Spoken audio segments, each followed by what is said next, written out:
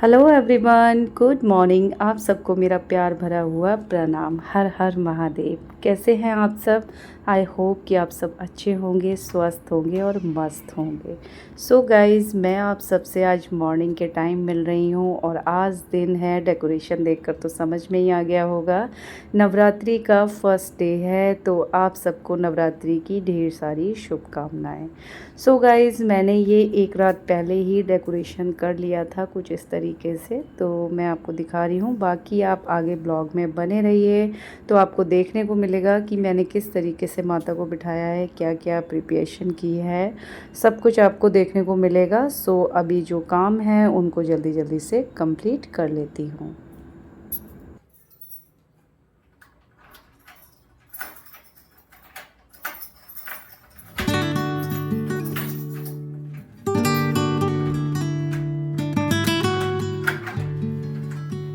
So guys, मैंने आपको सबसे पहले दिखा दिया था कि मैंने माता रानी की चौकी एक रात पहले ही कैसे सारी रेडी करके रखी है, और जो भी मुझसे तैयारियां हो सकती थी वो मैंने सारी ही करके रख ली थी।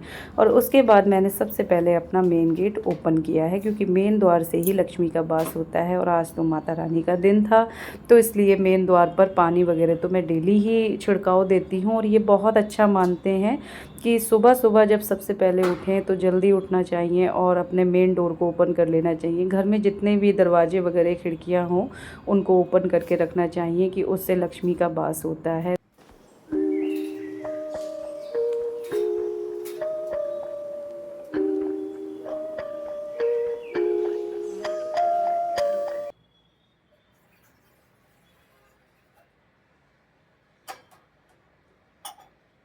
झाड़ू पोछा कंप्लीट किया है, उसके बाद मैं पानी गर्म करने लगी हूँ अपने पीने के लिए। तो बस बहुत सारे काम होते हैं जो छोटे छोटे से अगर काम हम एक दिन पहले भी कर लें तो भी काफ़ी अच्छा होता है। और मैं आपको आगे दिखाऊंगी कि मैंने किस तरीके से एक दिन पहले ही सारे काम कंप्लीट करके रख लिए थे।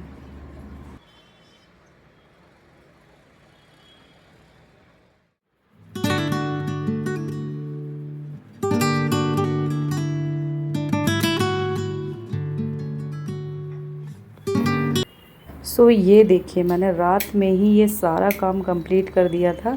किचन को बिल्कुल अच्छे से वॉश कर दिया था। पूरी किचन की ये जितनी भी दीवार वगैरह आपको टाइल वाली दिख रही है, पूरी अच्छे से एकदम वॉश कर दी थी, क्लीन कर दी थी।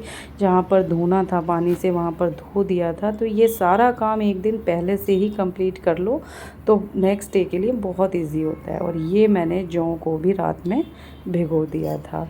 ये जौ भिगो दिए थे। और इसकी जो खेती हम लोग उगाते हैं, खेती जो बीजते हैं माता रानी के आगे, तो वो बोलते हैं कि ये जो जौ होते हैं ये धन समृद्धि के प्रतीक होते हैं, तो काफ़ी शुभ मानते हैं, काफ़ी अच्छा माना जाता है। फिर उसके बाद मेरे कुछ काम और बाकी थे पेंडिंग, तो मैंने सोचा ये बर्तन वगैरह भी लगा लेती हूँ, जिससे कि बास्केट खाली हो जाएगी और थोड़ा सा स्पेस बन जाएगा। क्योंकि पूजा का जो भी सामान वगैरह है हम बिल्कुल आराम से इस किचन में अब मैं रखने के लिए मतलब रख सकती हूँ। कोई ऐसा संकोच वाली बात नहीं है कि डाउट नहीं रहेगा कि मैं यहाँ पर नहीं रख सकती हूँ, क्योंकि ये सब क्लीन है और सारे बर्तन वगैरह एकदम क्लीन हो रखे हैं। तो पूजा से एक दिन पहले ही ये सारे काम कर लेना बहुत अच्छे रहते हैं गाइज़। आप भी इस ट्रिक को अप्लाई करिए अपनी लाइफ में, ट्राई करके देखिए कि कैसा रहता है। तो वैसे बहुत अच्छा रहता है। और फिर उसके बाद नहाने जाने से पहले मैंने उबलने के लिए रख दिए हैं आलू, क्योंकि फास्ट रहेगा हम दोनों लोगों का ही, तो आलू का कुछ ना कुछ तो यूज़ हो ही जाता है। तो मैंने आलू उबलने के लिए रख दिए थे।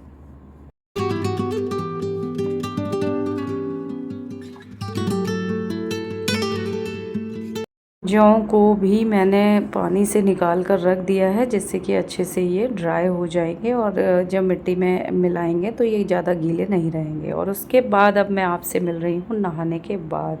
तो नहाने के बाद मैं यहाँ पर लग गई हूँ सबसे पहले पूजा की तैयारी करने के लिए। अंदर तो सारी तैयारी कर दी है, मूर्ति वगैरह को भी रख दिया था, और बस यहाँ पर अब मैं निकाल रही हूँ जो सारा सामान है, जो एक रात पहले ही सारी तैयारी मैंने करके रखी थी। तैयारी में ये भी आता है कि जैसे हमें फ्रूट्स लाने हैं या फिर फल, मिठाई, फ्रूट्स, जो जो चीज़ें पूजा में लगेंगी वो सब भी घर में अवेलेबल होनी चाहिए। अदरवाइज़ क्या होता है कि लास्ट मोमेंट पे हमें कोई भी चीज़ याद आती है गाइज़, तो बहुत मुश्किल हो जाता है। और इस बार मैंने गाइज़ एक नई चीज़ मंगाई। मैंने देखा था ऑनलाइन, कुछ मंगा रही थी तो उसमें मुझे दिख गया कि पंचामृत स्नान अमूल का मंगाया है। तो मैंने ट्राई किया, काफ़ी अच्छा लगा वैसे मुझे। ठीक है, थोड़ा सा है, वन टाइम यूज़ कर सकते हैं आप, वैसे रेगुलर नहीं, मैं तो घर में ही बनाती हूँ। और ये देखिए फूल वगैरह सारे ही सामान मैंने एक दिन पहले ही ख़रीद कर रख लिए थे। उससे क्या होता है, बहुत इजी हो जाता है। और ये देखिए सारी किचन वगैरह भी साफ़ होती है, तो आप किचन में भी सामान रख के अच्छे से कर सकते हैं कि जल्दी जल्दी से सारा सामान यहीं से अरेंजमेंट हो जाएगी। सारे सामान को अरेंज कर लेंगे और उसके बाद डायरेक्ट मंदिर में रखते जाएंगे।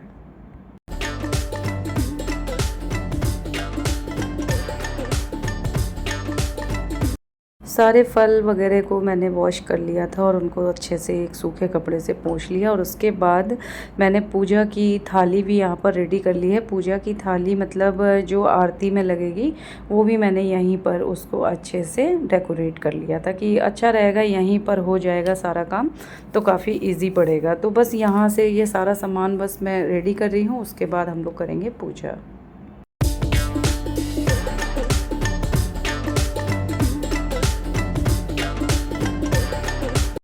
पूजा की सारी तैयारी ऑलमोस्ट कंप्लीट हो गई थी और उसके बाद पतिदेव मेरी हेल्प कर रहे हैं। आप देख सकते हैं मैं ये फूल माला, मिठाई वगैरह सब दे रही हूँ। पतिदेव इन सारी चीज़ों को रख देंगे मंदिर में, तो थोड़ा इजी हो जाता है। और बस मुझे अब थोड़ा सा काम रह गया था कि देखना था क्या क्या चीज़ें रह गई हैं। तो बस यहाँ पर बाहर मैंने एक तोरण लगाया है, तो ये भी काफ़ी अच्छा होता है। शुभ मानते हैं कि मेन गेट पर इस तरीके से आप एक तोरण लगाएं तो काफ़ी अच्छा होता है। माता का आगमन हो रहा होता है, माता हमारे घर में आए। तो ये मैंने बैंड नहीं बीच से किया था और इस तरीके से मैंने लंबा करके ही गेट में लगा दिया था, क्योंकि उतना टाइम था नहीं कि इसको अच्छे से ऊपर सेट किया जाता। और उसके बाद मैं आपको दिखा रही हूँ कि मैंने पूजा की तैयारी कर ली है। और ये देखिए सारा सामान मंदिर में आ गया है। और इस बार मैंने वाइट कलर की शीट लगाई है। चलिए ये तो मैं आपको आगे बताऊंगी। और फिर उसके बाद मैं होने लगी थी रेडी।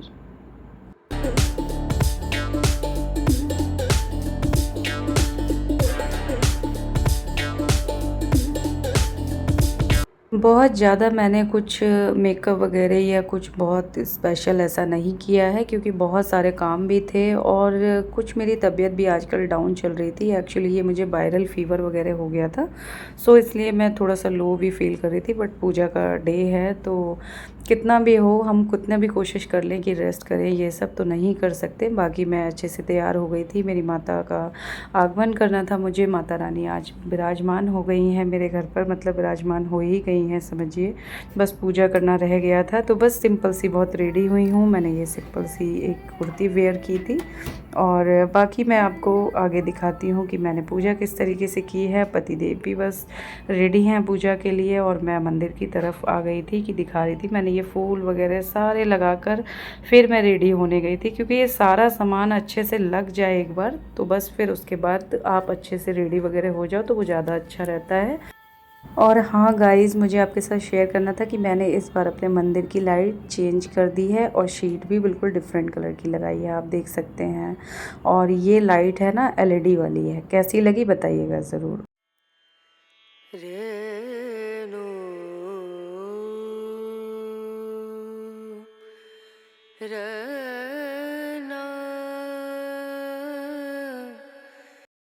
पूजा कंप्लीट हो गई थी, पाठ वगैरह जो भी मैं करती हूँ वो सब हो गया था। और उसके बाद फिर हम दोनों लोगों ने की है माता रानी की आरती और माता रानी का कलश वगैरह जो भी हम लोग बिठाते हैं वो सब हम लोगों ने रख दिया था। तो मैं आपको आगे दिखाऊंगी, आप ब्लॉग में आगे बने रहिए, आपको देखने को मिलेगा क्या क्या किया है। और इस बार मैंने गाइज़ अखंड जोत नहीं जलाई है। क्यों नहीं अखंड जोत प्रज्वलित की है ये भी मैं आपको आगे ब्लॉग में बताऊँगी।